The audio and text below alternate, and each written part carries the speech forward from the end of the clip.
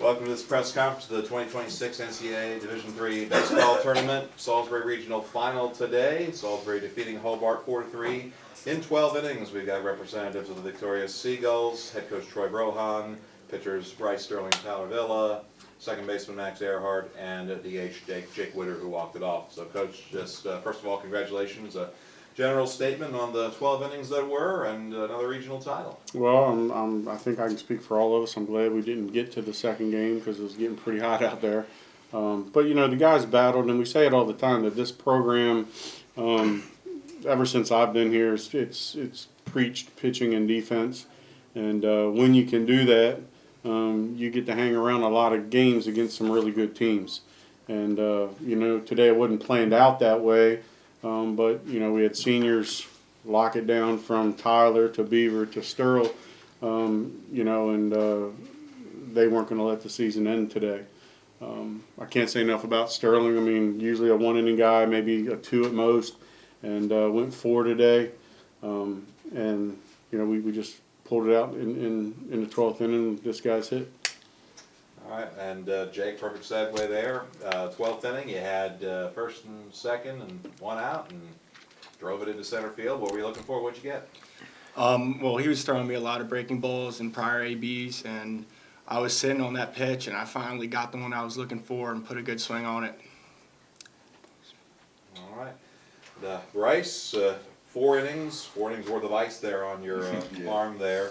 What was your mentality? Because usually you are just a one-inning guy, and you're very good at psyching yourself up for an inning. How were you at conserving your energy and, you know, able to go forward today? It was definitely tough, but once I kind of understood that I was just going to keep going back out until we won the game, I just kind of slowed it down and started controlling my breathing a little bit more than I do normally, because normally I don't get all jacked up for one inning, but today I had to stretch it out, and I think I did okay with it. And, Tyler, right on cue there. 7 innings, 3 runs. You kept your pitch count within under 100 through all that. Just 1 strikeout and no walks there. Even when down, you know, you had a job to do. Keep it close, keep your team in it. What was your mentality going out there and just you know, getting it done? Yeah, gave a lot of base runners, but just trying to minimize innings. Thought 3 was the max I could give up there. I knew they were going to eventually put some runs on the board, but just trying to keep them as close as we can through those first 7. Now, Max, this team seems to specialize in late inning rallies, especially towards this time of year, and really this entire run since the 2020s began has been characterized by that. So what was the mindset in the dugout as it got to those final 3, and you see you're only down 3, and you know you still got 9 outs to play with? I mean, we always are in the game when we pitch well and we play good defense, and the way that these guys just pull for each other every single inning, every single at-bat, we knew we were still in the game, and we showed our fight today. All right, open it up for more questions. Max, starting with you, you're one of, if not the only, position player remaining from y'all's last College World Series appearance. What does that then go into your leadership role as one of the seniors on this team to help maybe some of the younger guys on this team learn how to conduct themselves under this championship pressure, like being in extra innings in a championship Sunday game? I mean, even this weekend, we're not in the World Series yet, obviously, but I've been just trying to keep guys calm, telling guys that we know that we're the dogs out here and everyone's trying to come get us, so we're just trying to apply pressure to everyone that we play. Tyler, all the way back in February at the beginning of the year, you and I talked and you said that this year you feel really comfortable unloading the tank and you feel confident going to your bullpen that after you give them, as of today, 7 strong innings, that your bullpen could take it and run with it. And when you guys put up the 3 runs in the 7th inning, I saw you run out to Coach Sires. You said something seemed to be hyped up. You felt really confident in going to Bryce and the other members of your bullpen that they could carry the weight the rest of the way.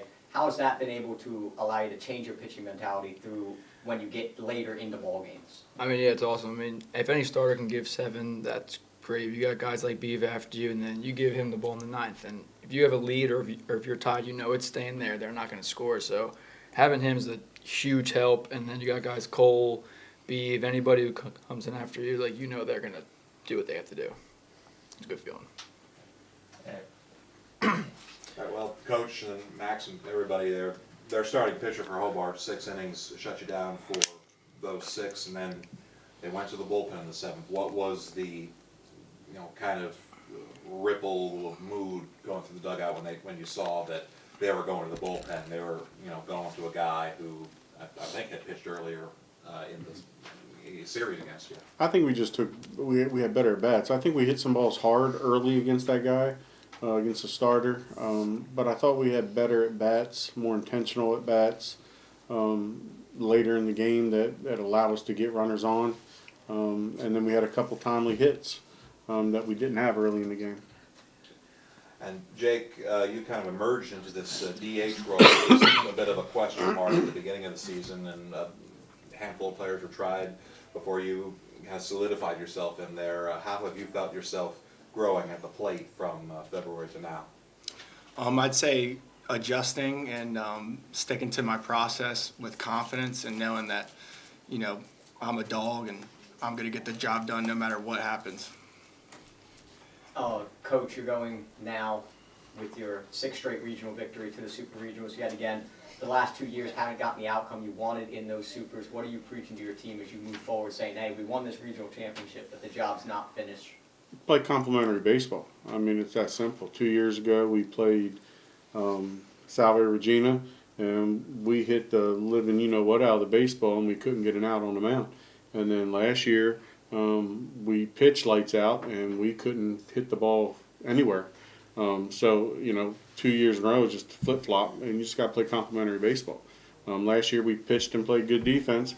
We just didn't get the timely hitting to get through the Supers. But, to the accomplishment of going to winning 6 straight regionals, I mean, in this day and age, that's hard to do. And, there's a process here with Salisbury baseball. There's a great culture here with Salisbury baseball. These seniors, I know he's not a senior, but the other 3 seniors, they've come up through that process. They've been taught the culture. They've added to the culture, and they maintain it for the young guys coming through. And I think that's a big part of this program, that we are a recruit and develop program more so than a transfer program. And I think that says something about your team culture when guys come through it for 4 years. All right, gentlemen, congratulations once again, and we'll see you perhaps here next weekend. All right, Thank you.